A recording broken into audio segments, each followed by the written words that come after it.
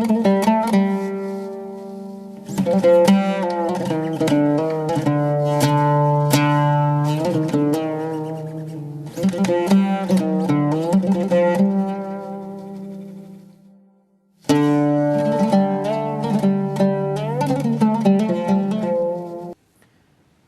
لله رب العالمين،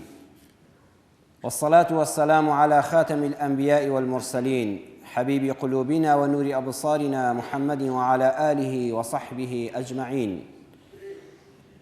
ئیمانداران و خواناسانی زۆر بەڕێز،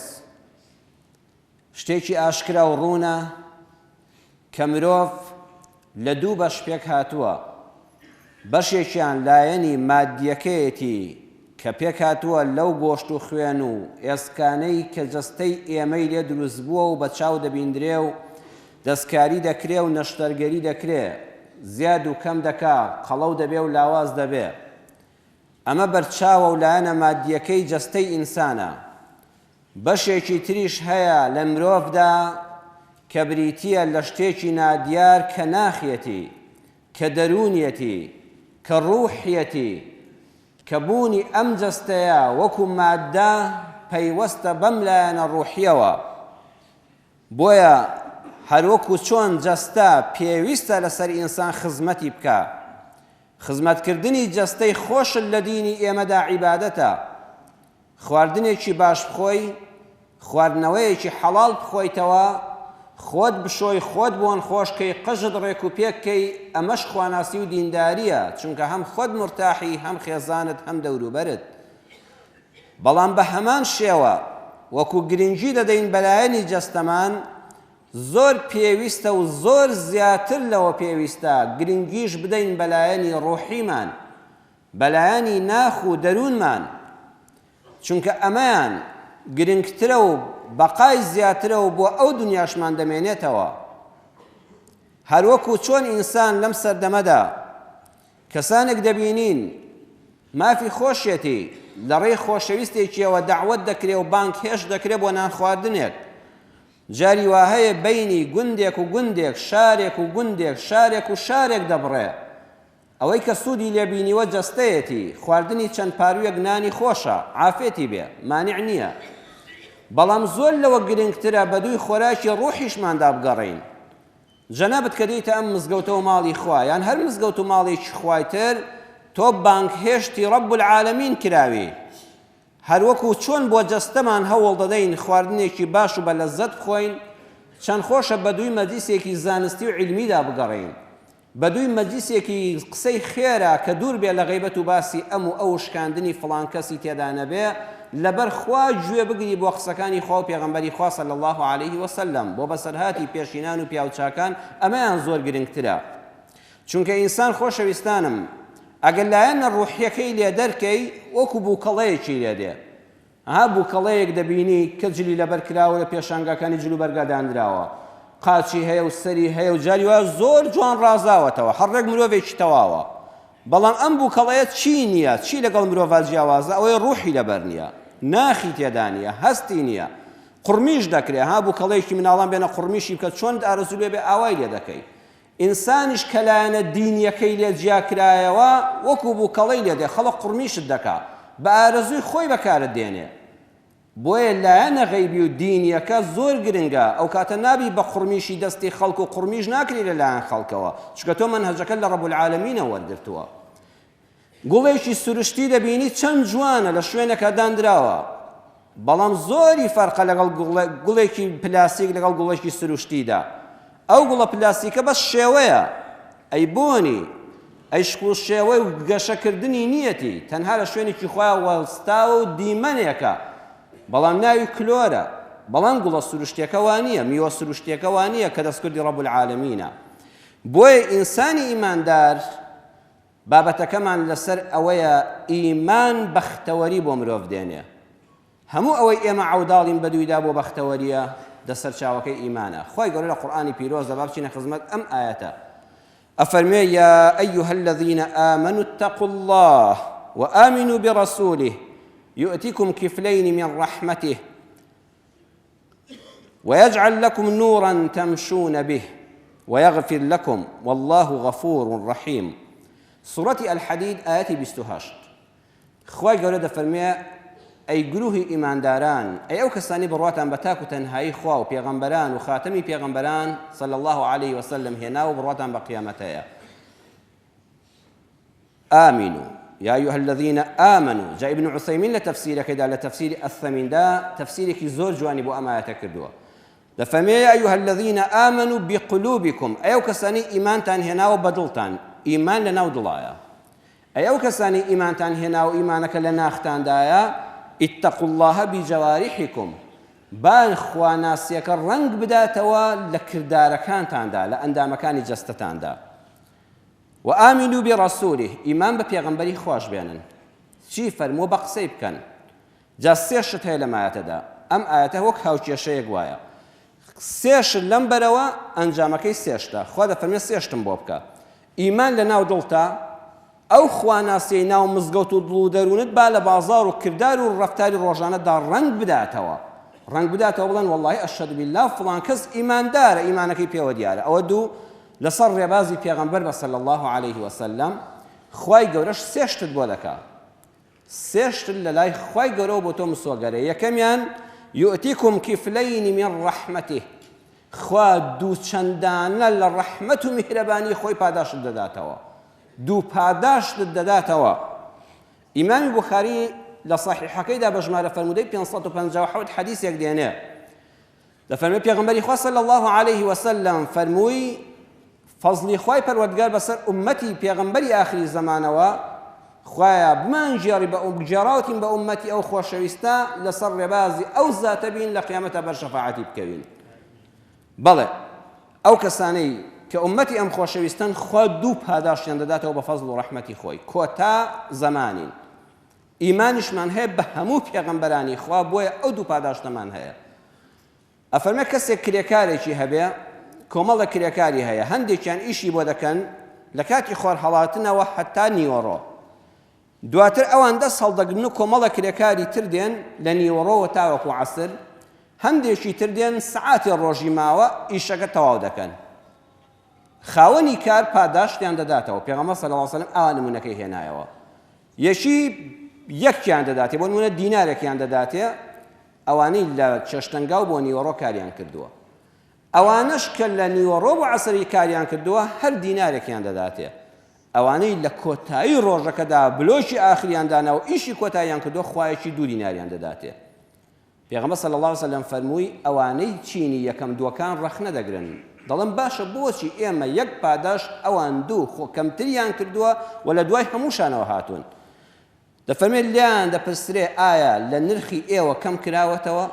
حەقی خۆتان نەدراوەتێ دەڵێن بەڵێ دەفەرمێ ئەوە خوای پەروەردگارە سبحانه وتعالى ليس كمثله شيء بۆ هەموو ئومەتانی ڕابردوو یەک پاداشتی بۆ چاکەکانیان داناوە بۆ ئومەتی ئێمە دوانی داناوە دەفەرمێ ذلك فضلي أوتيه من أشاء أو فضل رحمتي خوما بهر كس ببخشم دي بخشم بخشيوما بأمتي محمد صلى الله عليه وسلم دو پاداشتێک لەم دنیا پاداشتێک لەو دنیا پاداشتێک بەظاهر جاری وا دەیبینی هەر بە چاوی خۆ دەیبینی پاداشتێک غەیبیە و جارێ نایبینی دواتر دەیبینی ڕەحمەتی خوای پەروەردگار ئەوەندە فراوانە لە ڕزقی حەڵاڵدا لە منداڵی ساڵحدا لە هاوسەری گوێڕایەڵ و ڕێک و پێکدا لەو سەکینەتەی کە بەدڵتا دێ ئەها جاری وایە ناڕەحەتێک ڕووی کردوتە خەڵکی تۆ لە خۆ دەروونت فراوانە خۆشیەک و ئاسوودەیەک بە دڵ و دەروون تا دێ ئەمە ڕەحمەتی خوایە ئەوە خوا پێی بەخشی لە ئەنجامی ئەو ئیمانەی ڕابردووددا حفظی خوای پەروەردگار بۆ تۆ وایە هەموو لەشی ترسنۆکیە هەمیشە دەترسێ کاتێک کە تۆ ئیمانت بەدەسەڵاتی خوا هەیە بێمنەتی لە هەموو بەندەکانی خوا چونکە ئەو ڕوحەت بەهی خوا دەزانی بەخشین وەرگرتنەوەی بەدەست یەک کەسەکە ئەڵڵایە چەند خۆشە چتام و لەزەتێکی هەیە امتحانێک دەکەی تەلەبەی زۆر قورسە بەلاتەوە کەچی سەی دەکەی خوا زۆر بۆ ئاسان دەکات لەو سەرەوە زۆر ئاسان بوو ئەمانە بە تەوفیقی پەروەردگاری دەزانی خاڵی یەکەم خوای گەورە دوو پاداش دوو چەندانەی ئومەتانی ڕابردوو پاداش دەداتەوە دووەمیان ويجعل لكم نورا تمشون به نور ڕۆشنایەکت پێ دەبەخشێ کە بەرچاوت ڕۆشن دەبێ هەموو کەس زۆر ئەوەی نابینانە بێ ئەم چاوی سەرەی هەیە لە مار دەترسێ و ناکەوێتە چاڵێکەوە و خۆی لە قڕوس و پاوێک دەپارێزێ ئەمە هەمومان بەدیهێن تێدا یەکسانین بەڵام ئەو نور و ڕۆشنایی کە پەروەردگار موژدەی بە ئیمانداراندا و بەرهەمی ئیمان و خواناسیە ئەوەیە کەسێک دزی دەکا زۆر خۆی بە زیرەک دەزانێ لە ماوەیەکی کەم و کورتە سامانێکی زۆر بەدەست دێنێ دەڵێ بەخوا چاکم کرد کەسێکی تریش هەمان پارە دەچێتە بەردەستی بەڵام بە دووی خاوەنەکەیدا دەگەڕێ ئەها دوو کەس پارە دەدۆزنەوە یەکیان بەڕاستی دەڵێ خوا چاکی بۆ ناردم دەیخاتە گیرفانیەوە یەکیشیان دەڵێ ماڵێکی ئاگر لە ناو ماڵەکەیدایە ئەگەڕێ حتا خاوەنەکەی نەدۆزێتەوە نە ناونیشانی هەیە نە مڕاقیبی بەسەرەوە بووە نە کامیرە تەسویری کردووە بۆ ئەمەیان دەڵێ ئاخر ئەم ماڵە بە من حرامە ئەخە ئەمە پاداشتی خوایی لەسەر ئەگەر بیدەمەوە ئاخر منیش بانی کەلێم قۆمایەکی چکە هاوکاریم دەکا ئەها ئەم دوو نورە چەندیان فەرقە ئەویان بەدەستکەوتی دەزانێ ئەمیان بە بەڵای دەزانێت تا خۆی لە ڕزگار دەکاو دەیداتەوە دەست خاوەنی پاداشتەکەی لە خوا دەوێت بەرچاوی ڕۆشنە مەسئولێک هەیە بە حەقەدە حەقی خۆی معاشی خۆی موچە وەردەگرێ و سەربەرزی لای میلەتەکەیە کەسێکی تریش هەیە گەندەڵ و دزە ئەگەر ئەموو وڵاتەکەی بدەیە بێ بخورێ هەمووی بە یەکەوە ڕەتدەخوا میلەتەکە ئاوا برسی دەکا خۆ ئەم دوانە هەردووشیان دەزانن دەمرن وایە نا خۆ ئەم مەسئولە سیر کە ئەو کورسەی لەسەری دانیشتووە دوێنێ خەڵکێکە لەسەری بوو ئەو ڕسمەی کاک فڵان کەس و مام فڵان کەس ئەوە دوێنێ کابرای کەی پێوە بوو ئەویش لێ دەکرێتەوە چێشکە هەڵدەواسرێ باشە بڵێن بۆ ئەمە نازانن ئەمانە دەمرن بەرە وەڵڵا دەزانێت دەمرێ و دەزانێ و کورسێ بەجێ دێڵە بەڵام ئەو نور و ڕۆشنایە لە دڵیانە چاوی سەری دەبینێ بەڵام چاوی واقعی نابینێ ئەگەر بیبینایە وەڵڵا ئەو دزی و گەندەڵی نەدەکرد مافی میلەتەکەی دەدا و ژیانێکی پوخت و خاوێنیشی بۆ خۆی دابین دەکرد سەربەرزانەش دەڕۆیشتەوە لای خوا و لە دیوانی میلەتی شا ڕێز لێگیراو دەبوو ها زۆر کەس دەڵێ فڵان کەس دەڵێ بۆ وا دەکە خۆ دینداری شەجاوی حرام دەخوا ئەوە کاکە بۆ نایزانێ بەرە وەڵڵا دەیزانێ بەڵام عیلم جیاوازە دوو کەس جگەرە دەکێشن هەر ئەوەی لێی دەپرسی دەزانێت جگەرە خراپە حەز ناکە کوڕەکەی بیکێشە ئەی بۆ دەیخوا عیلمی هەیە بەوە کە باش نییە بەڵام عیلمی یەقینی نییە کە تووشی سەرەتانی دەکا ئەگە عیلمی یەقینی هەبووە دەبووە نەیخواردایە دەبووە خۆی لێ پاراستایە جا پەروەردگار دەفەرمێ ئەو نورە خەڵاتێکە کە خوا بە تۆی دەبەخشێ یوسف پێغەمبەر سەلات و سەلامی خوای لەسەر بێ خزمەتکاری ماڵێکە لە وڵاتێکی بێگانەدا نە خزمی لە دەورە نە ناسیاوی لە دەرەوە نە هەوزمانی لە دەورە وەکو کەسێکی ئێمە گەنجێک ئێمە بچێتە ئەوروپا لە ماڵێکا بێ شەرم لە کەس ناکە ئەگەر لە هەولێرە لە کوردستانە شەرم لە فڵان کەس بکاوە دەمناسنەوە و کوڕی فڵان کەسە و دایکی فڵان کەسە و خاڵی فڵان کەسە لەوێ ئەو منەتەشی نییە لە ماڵێکایە هەموو شتێک لە بەردەستایەتی جوانترین ئافرەتی سەردەم نەک ئەم پەلاماریەدا ئەو پەلاماریەدا ئەڵێ وەرە چیت دەوێت لەگەڵ مابیکە شتەکەش ئەوەندە نهێنیە ئەم ژنە بە هەموو شێوەیەک دەیشارێتەوە چونکە لە مەسلحەتی نیە ئاشکرێکەوە بۆ خەڵکی بژێڕێتەوە لە ئابڕوچوونی داتر دواتریش و سزنیش ناترسێ ئەها تەماشاکە هەموو هۆکارێک لە بەردەستایەتی بۆەوەی ئەم زینایە بکە جوانترین ئافرەت داوای عەلاقە و پەیوەندی و زینای لەگەڵ دەکا پەنا بەخوا یوسف دەفەرمێ قال معاذ الله پەنا دەگرم بە ئەڵڵا خۆی لە دەپارێزێ لەبەر دەستی ڕادەکا سجن هەڵدەبژێرێ پێی خۆشە تووشی ئەو حاڵەتە نەبێ خیانەت بە خاوەنەکەی نەکا خیانەت بۆ کەسە نەکا کە لەسەر سفرەی نانی خواردووە دەتەماشاکە بە ملیۆن خەڵک هەیە بە ملیۆن خەڵک هەیە ئەمە بە غەنیمەت دەزانێت گەنجێک ئەگە منوری خواناسیە لە دڵیانە بێ ئافرەتێکی شۆخ و شەنگ و جوان بۆ خۆی داوای لێ بکا وەرە پەیوەندی لەگەڵا دەبەست و منەتیشت بە کەس نەبێ شەرمیش لە کەس نەکاو لە وڵاتی خۆشیدا نەبێ هەر بە غەنیمەت و دەستکەوتی دەزانێت ئەها ئەم دوانە چەندیان فەرقە ئەو نورەیە کە پەروەردگار دەیخاتە دڵی تۆوە جا ئەو نورە بە خواناسی زیاد دەبێت ئەسەلات و نورون تا نوێژ زیاتر بێ نوێژی حەقیقی و خواناسی ڕاستەقینە ڕووناکیەکەت زیاترە هیوا هەیە کارەبا دەمرێت دەبڕێ لە ماڵەکە دەگوڵەپێکی شەحنی بچووک هەر ئەوەیە ڕێو شوێنی موبایلەکەت هەڵدەکەی بەس بەرپێی خۆت دەبینی هەشە نورەکەی ئەوەندە زۆرە دەرزیەک لە ماڵەکە تاون نابێت ڕۆشنایەکە ئەوەندە بەهێزە ئەم ئیمانە بەقەدەر خواناسیەکە ڕووناکی و نور لەم دنیا وەلەو دنیا پێدەبەخشێ ئیماندارانی ڕاستەقینە هەر لەم دنیادا ئەو نورەیان بە چاوی خۆیان دەبینن با نمونەیەک عەرزی جەنابتان کەم لەم شاری هەولێرە پیاوێک هەیە ناوی حاجی ئەیوبە من ئەوە ناناسم لە کتێبا خوێندومەتەوە ئەم باسە تازەیە کۆمەڵە دوکانی هەیە و بازرگانێکی دەوڵەمەندە شەریکێکی دوکانێک دەدا بە کابرایەکی یەزیدی وەختی ئەم حاجی ئەیوبە پێی دەزانێ ئەم دوکانە کراوەتە دوکانی فرۆشتنی ئەو خواردنەوانەی کە حرامن عەرەق و بیرە و ئەوانە ئەمیش زۆر پێی ناڕەحەت دەبێت کابرای یەزیدی حەقی خۆیەتی بۆ خۆی چی دەکا بەڵام ئەو حەقە بە خۆم نادەم منی موسڵمان لە دوکانی مندا بە کاسبی حەڵاڵ پێکمەوە ناوە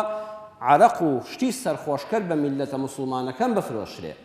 وەکو وڵاتانی یاسایەک نەبێ مناڵیش بچێ دەیداتەوە پێی دەفرۆشێ لە وڵاتان هەموو شتێ یاسای تایبەتی خۆی هەیە شوێنی عەرە خواردنەوە نابێت لەگەڵ میوەفرۆشتنە لەسەر جادە بێ نابێت لە پەناو سەمونخانە بێ نابێت لەسەر ڕێگەی مەکتەب بێ نابێت تەمەنی 18 ساڵ بچێتە ئەو شوێنانە کەمتر نابێت کابرا سیارە لێ بخڕێ لێرە ئەم یاسایەش نییە یاسای دارستان بە سەرخۆشی سیارە لێ دەخڕێ مناڵە لە مەکتەبەوە دەچێ و لە ئاو بووان هەرزانتر کردو بۆی بکڕدرێ و دواتر قاچی بەخلیسکە هەتا فێری مخدراتشی دەکەن بەڵێ خۆشەویستان ئەم حازی زۆر ناڕەحەت دەبێت بە زمانێکی شیرین قسە لەگەڵ کابرای یەزیدیدا دەکەڵە کاکەجان بۆ نایی دوکانەکەت بکەی بە دوکانی پۆشاک بە دوکانی وشکە و خواردن وعد بە من خۆم پارەشت دەدەمێ هاوکاریشت دەکەم و قازانیشم لێن ناوێ بەڵام وەڵڵەهی ناڕەحەتم کە دوکانی عەرەق لە دوکانەکانی مندا بفرۆشرێ و دابندرێ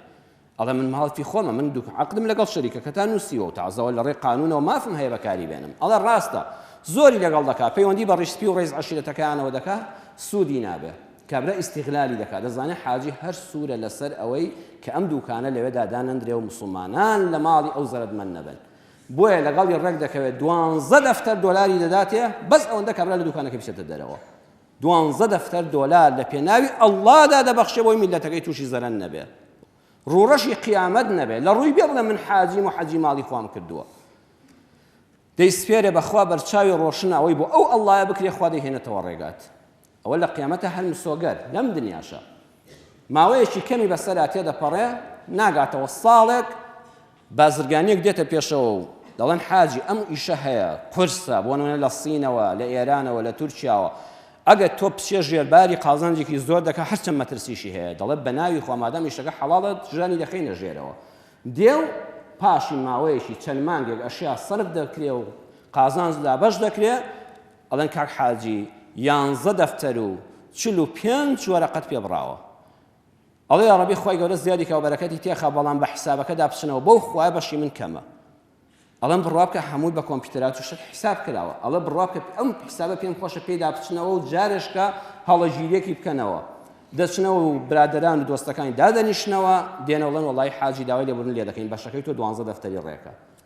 ئەڵێ وەڵی یەقینم هەبوو کە خوا کەمتری نانێرێتەوە پڕی دەکاتەوە من لەبەر خوا بەخشین بۆیە وتم بە پێشتر حیسابم لەگەڵ ئێوە نەبووە بەڵام ئەم جارە کەوتم بە حیسابەکەدا بچنەوە یەقینێکم هەبوو نابێ ئەو کەمەی هەبێ دەبێ خواوەکو خۆی پڕیکاتەوە من لەبەر ئەڵڵا کردم بەرچاوم ڕۆشن بوو ئەو کەسێ ئەم مزگەوتە دروست دەکات خۆدایان سەرمایەداری وایە لەم شار و لەم هەرێمەدا ئەی بۆ دەستی تێناچێ مزگەوتێک دروستکە بۆ دەستی تێناچێ خەستەخانەیەک دروستکە بۆ دەستی تێناچێ مەکتەبێک پردێک دروستکە خۆ ئەو پارەی یەقینی هەیە بەجێ دێڵێ وانە خۆ ئەو دەوڵەمەندەش وەکو ئەم دەوڵەمەندەی یەقینی هەیە کە ڕۆژێک بە کفنێکی بێگیرفانەوە دەڕوا بۆ لای خوا ئەی بۆ پێش خۆی ناخە ئەو ئیمانە لە دڵیا وا جێگیر نەبووە بەرچاوی ڕۆشن بێ و پێش قیامەت ئەم بەهەشتە بۆ خۆی بسۆگەرکە ئەوە پەروەردگارە دەفەرمێ ويجعل لكم نورا تمشون به نور و ڕۆشنایەک لەبەر چاوتانە دنیاتان ڕۆشن دەکا سەرپردی سڕاتتان ڕۆشن دەکا قیامەتتان ڕۆشن دەکاتەوە سێمیان وەیەغفیر لەکم ئینسان ئەگەر ڕووی لە خواناسی کرد شەیطان دەترسێنێ دەڵێ ئەی ڕابردووت ئەو گەنجە بە ڕێزانێکی ئێستا لە مزگەوت و ماڵی خۆیانەدا ئەو خوشک و برایانێکی ئێستا گوێتان لە دەنگمانە و ڕەنگمان لە ئەوروپا لە ئەمریکا لە هەر شوێنە دەبیستن هەتانە الحەمدوللا چاک ڕووتان کردوێتەوە خوا بەڵام ساڵانێک دوور بوون لە مزگەوت و ماڵی خوا شەیطان لەم ڕێگایەوە بۆت دێ ئەڵێ ها دەزانی تۆ ساڵانی ڕابردوو چی خوا پێی ناخۆشە کردوتە ئەی لەوە چ دەکەی خوا دەفەرمێ کە تۆ ڕوت کردە من ڕوت کردە ڕێبازی پێغەمبەر ڕوت کردە خواناسی بە حەق حەڵاڵ و حرامت زانی لە ڕابردووت خۆش دەبم تفسير دەفەرمێ فەلا عیقابە وەلا فەضیحە نە سزا دەدەم لە قیامەتان نە لەم دنیادا فەزعت دەکەم و حیات دەبم تۆ لە داهاتووی خۆت چاکە لەگەڵ خوادا خوا دەفەرمێ لە ڕابردووت خۆش دەبم والله غەفوور ڕەحیم پەروەردگاری ئێوە خاوەنی لێخۆشبوونە خاوەنی سۆز و میهرەبانی و بەزەییە بەڵێ بە ئیمان ئینسان دابەش دەبێ جیاواز دەبێ لەگەڵ کەسانی بێ ئیماندا إمام ابن حبان لصحيح حقيدة لعبد الله كوري عمر ودجارته كبيغمبري صلى الله عليه وسلم فرميتي إنما الناس رجلان خلشي دو كسن دو شينا بر تقي كسيك دائما حزي لشاكيا بس إيمان داري شينكر بس بإيمان شينكر بزان لم تلازو كاميان خود دبيني دو كس دا بشكراون شيني يكميان أو كسانا بر تقي هەر شوێنێ چاکەی لێبێ حەزیان پێیەتی دائما گوڵێکن لە کۆمەڵگادا و بۆنی خۆش و ڕەنگی جوان پێشکەش دەکەن. ئەها ئینسانی وهەیە لە گەڕەشێکا بێ، لە مزگەوتێکا بێ، لە دایرەیەکا بێ، ئەو گوڵە گەشەیە و ئەو خەڵکە سوودی لێ دەبینێ. تەقیون حساب بۆ ئەڵڵا دەکا، دایما ئەوەی کە دەیکا لەبەر خاتری خوا، ئەوەی کە وەعزی لێ دێنە بەخوا هەر لە ترسی خوایە، بۆ ئەوەی خوای لێ نەڕەنجێ. پیامبەر صلی الله علیه و سلم فەرمووی ئەمە یەکسانە بە کەریم علی ڕەبیه، لای خوا ڕێزدارە، لای خوا ڕێزدارە. وفاجر شقي إنساني وهي بردي خڕی ناو کۆمەڵگایە لە هیچ شوێنەکە ناحەوێتەوە، دایمە لەمپەرە، چاکەی پێ ناکرێ، بەڵام بۆ تێکدانی چاکە زۆر ئازایە. دایرەیەک دەشێوێنێ، مەکتەبێک دەشێوێنێ، گەڕەشێک دەشێوێنێ، دایمە حەزی لە ئاژاوە و لە خراپەکاری و لە گەندەڵکاریە. شەقیون زۆر بەدبەختە، دایمە بەدبەختی لە نێوچەوانی دەبارێ. پێغەمبەر صلی الله علیه و سلم فەرمووی هەیون علی ڕەبیه، ناوی هەرچیەکە، پلەی هەرچیەکە، سەروەتەکەی چەندە، لای خوا سووکە، لای خوا بێنرخە. مقداری کوڕی عەمر ئەسحابەیەکی پێغەمبەر صلی الله علیه و سلم حوتەم کەسەکە مسلمان بۆ، پێغەمبەر صلی الله علیه و سلم ڕۆژێ تەوقەی لەگەڵا دەکا و مژدەیەکی گەورەی دەداتێ. سبحان الله، چ مژدەیەکی گەورەیە! دەفەرمێ إن الله أمرني بحبك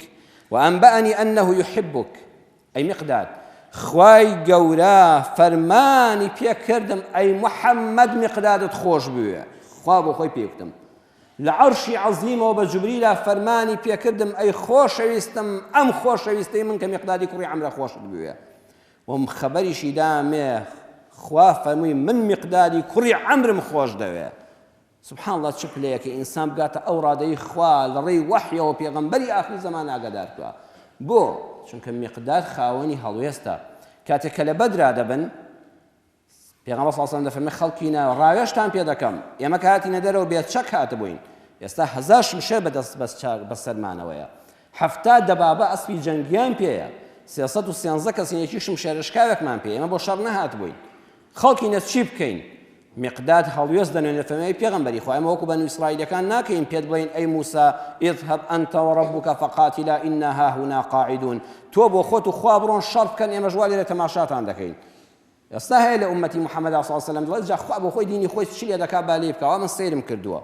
نەخێر بەرپرسیایەتی لەسەر ئەستۆی تۆشە، فەرمووی ئێمە وەکو بەنو ئیسرائیلەکان ناکەین، ئەی خۆشەویستی خوا بڕۆ بۆ هەر شوێنێک دەڕۆی، بمان خەیتە دەریاوە لە خزمەتت داین. شەڕ دەکەی، شەڕ دەکەین، دەکشەیتەوە، دەکشەینەوە، دڵنیا بە تا دڵۆپی خوێنمان لە لەشتا بێ لە خزمەت فەرمانەکانی جەناب بدەین. پێغەمبەری خوا زۆر دوعای خێری بۆ کرد. ئەم هەڵوێستە لای خوا زۆر بەنرخە. خۆشەویستم ئەی محەممەد، تۆ مقدادت خۆش بێ و پێشی بڵێ کە خوا خۆشی دەوێت، بەنرخ دەبی. ناو 2400 و ئەوەندە ساڵە لە منبەری پێغەمبەرەوە صلی الله علیه و سلم دەخوێندرێتەوە. مسلمان ئەگەر بە مادەش هەژار بێ، ئەگە بەلەژ نەخۆش بێ، ئەگە زەواجی بۆ نەکرابێ، خۆی بە بەدبەخت نازانێ. لە کەناڵێکی تەلەڤیزیۆنی سووریاوە مقابلەی دکتۆر محەممەد ڕاتب نابلووسی زانای هەرە گەورەی ئیسلام خوابی پارێزێ دەکات. کابرای پێشکەشکار دەپرسێ دکتۆر، جیهانی مسلمانان لە جیهانێکی مەئساوی و ناڕەحەتدایە، دەوڵەمەندەکانی هەژار کەوتون، ساغەکانی نەخۆش کەوتون، خاوەن ماڵەکانی دەربەدەر کراون. ئێستا تۆ خۆت لەم حاڵەتەدا بە خۆشبەخت دەزانی یان بە بەدبەخت؟ ئەخە پرسیارێکی قورسە. ئەویش دەفەرمێ وەڵڵاهی من لە بەختەوەریەکەم کەس نیەتی. ئەڵڵا قوربان جەنابەت ئێستا لە سووریا ئاوارە بووی، ماڵن نەماوە، سارن نەماوە، هیچن نەماوە، کامە خۆشبەختی؟ ئەویش دەفەرمێ کاکی من، تۆ لە ڕایەن مادیەکەوە سەیر دەکەی، منیش لەلایەنێکەوە سەیری ژیان دەکەم. ئەفەرمێ خوای گەورە لە سوورەتی ئالی عیمران ئاەتی 133 دا دەفەرمێ پەلە بکەن، پێشبڕکێ بکەن بۆ گەیشتن بەو بەهەشتەی، بۆ گەیشتن بە لێخۆشبوونی خوا و بۆ گەیشتن بە بەهەشتێک ئەوەندە فراوانە بەقەدەر کەون فراوانە. من ئەم ئاەتە قورئانیم هەبێت چۆن دڵتەنگ دەبم. کابرای پێشکەشکار دیسان هەر لایەنی مادی دەبینێ، ئەڵێ قوربان دەتوانی ڕوونی تریکەی، وڵات نمونەیەکت دەدەمێت بە واقعی لێ حاڵی بە.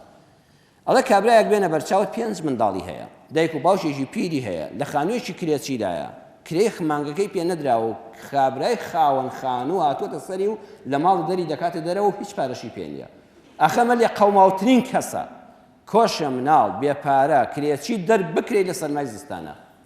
ئەڵێ لەم کاتەدا کابرا پەیوەندێکی پێوە دەکرێت، دەڵێن ئەو مامەد کە نەژنی هەبوو، نە منداڵی هەبوو، کەسی نەبوو ئیلا برازاکەی تۆی لە پاش بەجێماوی میراتگری، مردووە بە ڕووداوی هاتوچۆ 500 ملیۆن دۆلار لە بانقا هەیەتی. بەپێ قانون و یاسا و شەرع هەموو میراتەکەی بۆ تۆ ماوەتەوە. بەڵام 1 ساڵی تر ئەم پارەیە تەسلیم دەکرێت، چونکە تا لە دادگادا و کاروباری فەرمی و یاسایی و میراتی جێبەجێ دەکرێت. 1 ساڵی تر تۆ دەبی بە خاوەنی 500 ملیۆن دۆلار. ئەڵێ بیهێنە بەرچاوت، ئەم پیاوە هێشتا نە دینارێکی وەرگرتووە، نە پارۆنانێکی خواردووە، نەچۆتە هیچ خانوویەکەوە، بەڵام ئەم خەبەرە خۆشەی پێدراوە ئێستا تۆ دەوڵەمەندترینی خەڵکەکانی، چونکە هەموو میراتەکە دووە ئامادەکراوە، کاروباری یاسایی دووە 1 ساڵیکە هەمووی نەقڵ دەبێتە سەر تۆ. تخوا ئەم پیاوە لەم کاتەدا خەفەتی دەمێنێ؟ کابرا پێشکەشکار دەڵێن نەوەڵڵا، دەڵێت دەبەخوا من لەو کابرایە یەقینم زیاترە، ئەم مەسافە کورتم ماوە، ئەگەر بێخانوو بم دەگەمە کۆشکەکانی بەهەشت، ئەگەر هاوسەرگیریم لەم دنیا بۆ نەکرابێ خوا پاداشم دەداتەوە بەو کەسێک کە ئاواتم بۆی خواستووە، ئەگەر هەژارترین کەس بم لەسەر سفرەی بەهەشتی خوا دەعوەت دەکرێم، دەی بەخوا ئەم مەسافە قانونی ماوە تێیپەڕێن و کارتەکە وەربگرم، بۆ دڵتەنگ دەبم. ئەم تێگەیشتنە لە دینی خوا چەند خۆشە، چەند ئینسان ژیانی ئاسایی دەبێتەوە. بەڵام ئەی بێدینەکە هەمووی هەیە کەچی دڵتەنگە. لە وڵاتی مەغریبدا فەنانێکی بەناوبانگ هەیە پێوان سەعید الزەیانی، ڕوانێ زۆرتان ناوتان بیست بێ، خۆی باسی ژیانی خۆی دەکا، مەرحەلەی پێش بێ ئیمان و دینداری لەگەڵ مەرحەلەی دوای دینداریدا. ئەڵێ گەنجێک بووم ئاواتم دووشت بوو، دەموت خۆشبەختی ئینسان بە دوو شتەوەیە، یەکەم ناو و ناوبانگم هەبێ و خەڵک بمناسن، لە هەموو شوێنەکە باسم بکرێ و خەڵک وێنەم لەگەڵا بگرێت، دووەمیان ماڵ و سامانم هەبێ. ئەڵێ یەکەمیانم بەدەستێنا لە کەناڵی تەلەڤیزیۆنیدا بوومە پێشکەشکار، لە بەرنامەی تۆک شۆدا ناوبانگێکم دەرکرد بە هەر بازاڕ و شوێنەکە بڕۆژ مای خەڵک دەیناسیم، بەڵام هەستم دەکرد دڵم تەنگە، وتم ئەوەیە هێشتا دەوڵەمەندیەکەم لەگەڵا نییە، ناوبانگم هەیە بەڵام دەوڵەمەند نیم. بۆیە دەڵێ بڕیارمدا بچمە بەشی سینەما و فەنەوە، چونکە هونەری سینەما و شانۆ لە وڵاتانە وەکو کوردستان نیە، ئەوانەی هونەرمەندی بواری شانۆکارن، نووسینگەی تایبەتیان هەیە، عەقدی ملیۆن دۆلاریان لەگەڵا دەگرن بەشداری فیلمێک بکە. ئەڵێ لێ هاتووی ئەو کارەشم هەبوو، فەنی جوانم لە سینەمادا دەنوان، چوومە بواری شانۆ تەمسیلەوە، دەوڵەمەندێکی باشم لێ دەرچوو. ئەو هەموو دۆلارە لە بەردەست مابوو، سوبحان الله دڵم دیسان هەر تەنگ بوو، لە جاران تەنگتر بوو، وتم ئەوەیە ژنم نییە. بەڵام حەزم نەدەکرد ژنێک لە خۆم کەم بەبار،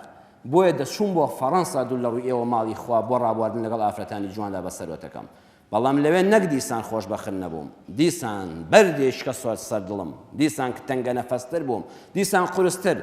وتم هی ئەوەیە بواری کۆمەڵایەتیم زۆر تەواو بەهۆی ئەم بەرنامە و تەلەڤیزیۆن و سینەمایەوە دابڕاوم، تێکەڵاییم لەگەڵ خەڵکا لە کۆڕ و مەدیسا دروست کرد، ئەچوومە سەیران و کەیف و سەفامان دەکرد دەمان خواردەوە. ئەڵە دیسان هەستم کرد هەر ناڕەحەتم، هەر ئەو خۆشی کە من لێ دەگەڕێم نیمە. بۆیە لە بەرنامەیەکە کە یەکێک چاوپێکەوتنی لەگەڵ کردم، وتی تۆ ئەوەی خوا بەخشیوێتی بە بەندەکان هەتە، ناوبانگ، ماڵ و سامان، سیارەی باش لەگەڵ ئافرەتاندا، دۆستایەتی، سەفا و سەیران،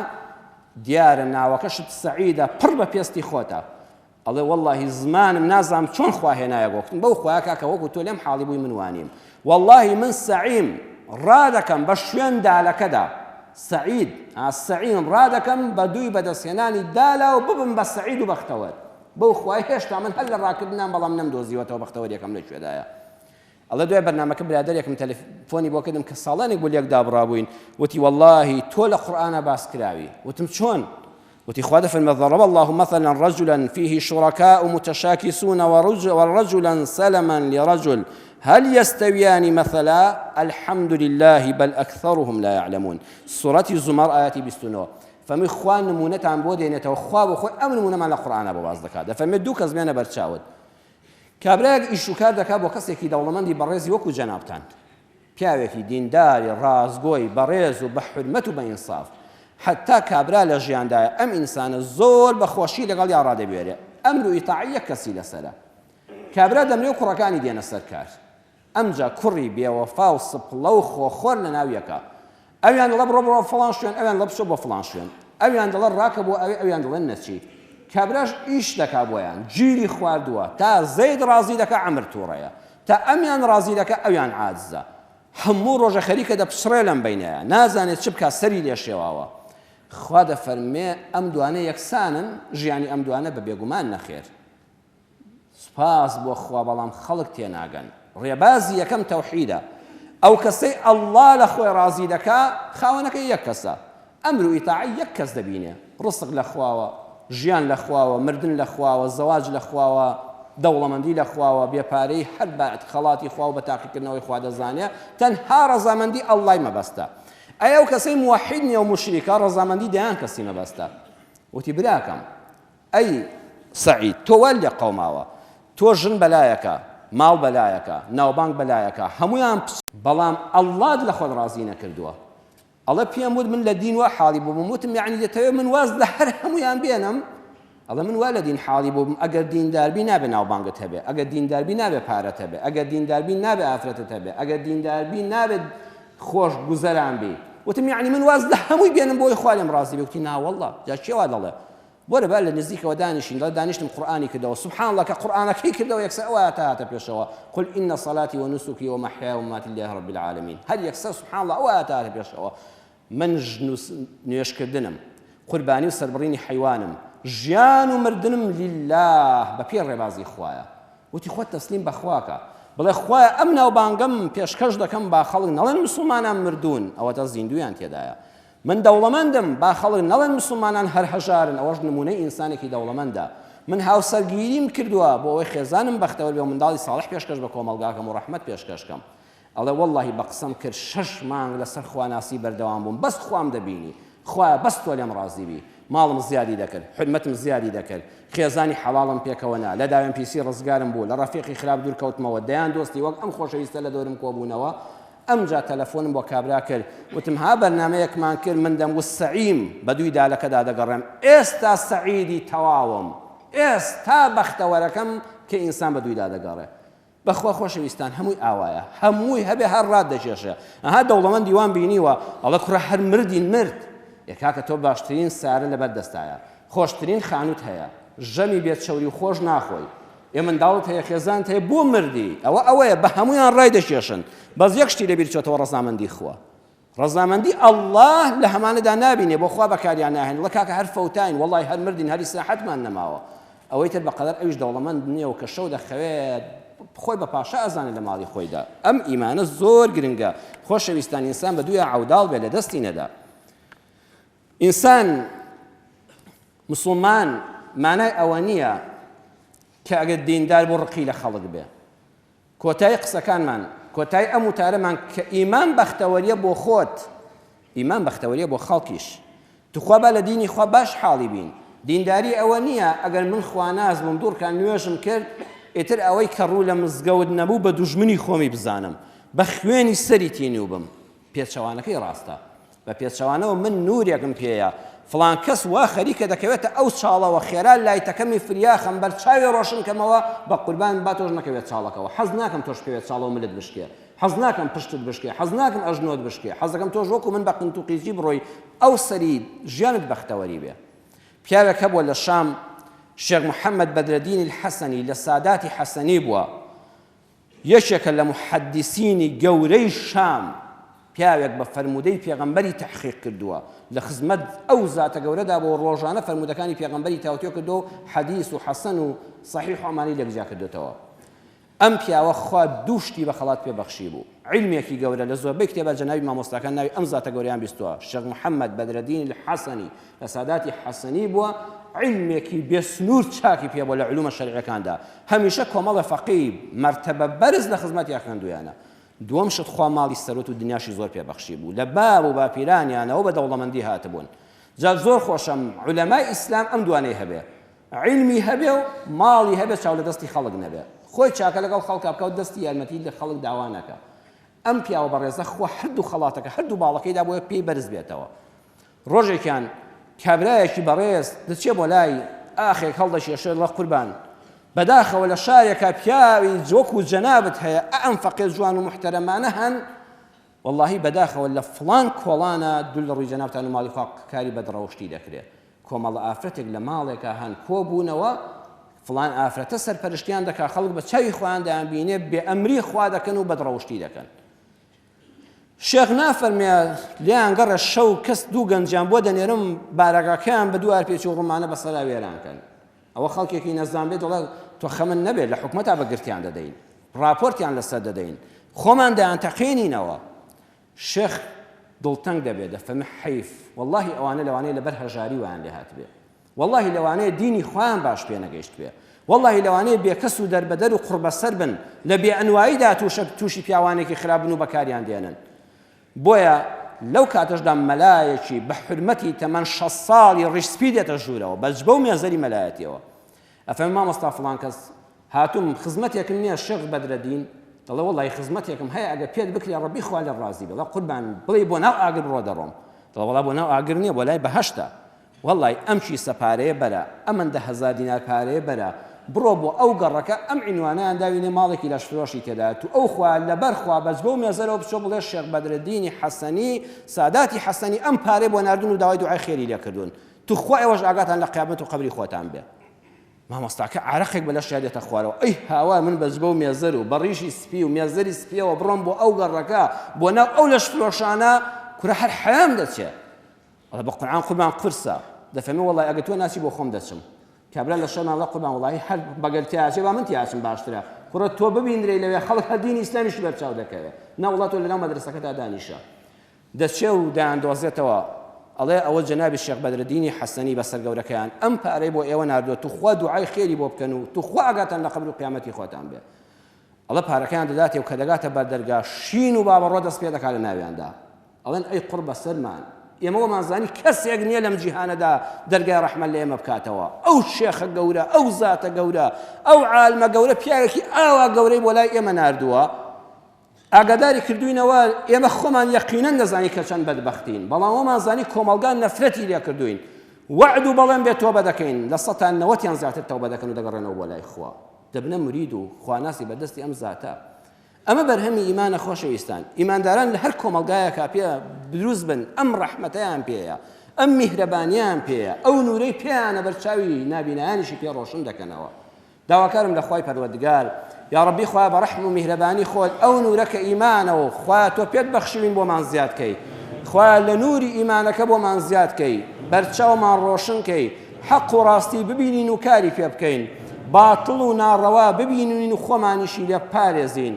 قبل و قیامەتمان ئاوەدان کەی یا ئەڵڵا، ژیانی ئەم دنیاشمان بەختەوەرکەی، ئەوەی نەخۆشە شیفای بەخێری بۆ بنێری، ئەوەی نەخۆشی دەرونی دڵتەنگی هەیە خوایە دینەکەی خۆت بخێنەوە دڵ و دەرونی و دڵتەنگەکەی لەسەر لابەی، خوایە هەر کەسێ لەم دنیادا مەساتی زۆری بەسەرا هاتووە، ئەم میلەتە زۆری بەسەرا هاتووە، خوایە قەرەبوومان بە بەهەشتی بەریم بکەیتەوە، لە بەهەشتا هەموو نەهامەتیەکانمان لەبیر بچنەوە، ئەوەی منداڵی ساڵحە بەختەوەرتری کەی خوایە بیپارێزی، ئەوەی منداڵی نییە یا ڕەبی خوایە یا وەهاب ئەولادی ساڵحی پێ عەتاکەی، خوایە هەر کەسێک کە تا ئەم لەحزەیە چاوەڕێی گریانی مناڵێکە لە ماڵەکەیدا